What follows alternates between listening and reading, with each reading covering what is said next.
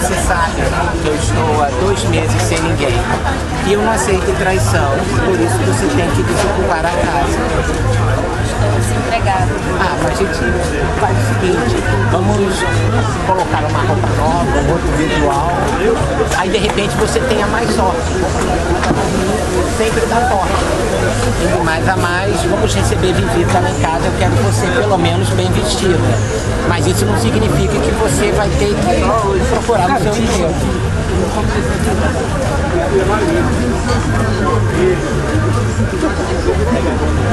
Olha só, esse trabalho tá novo,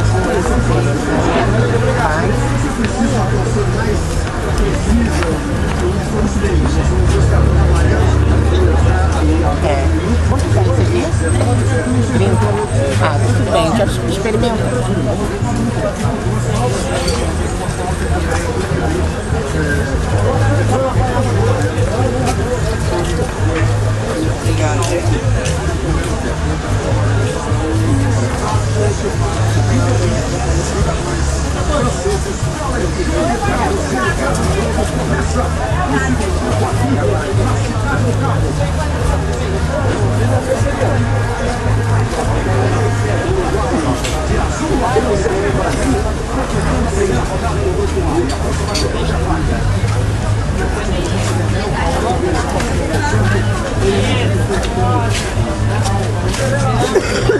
Tá.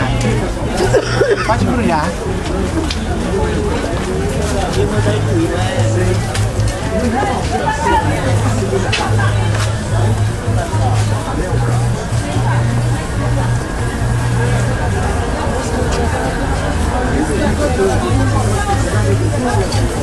Ok, corta.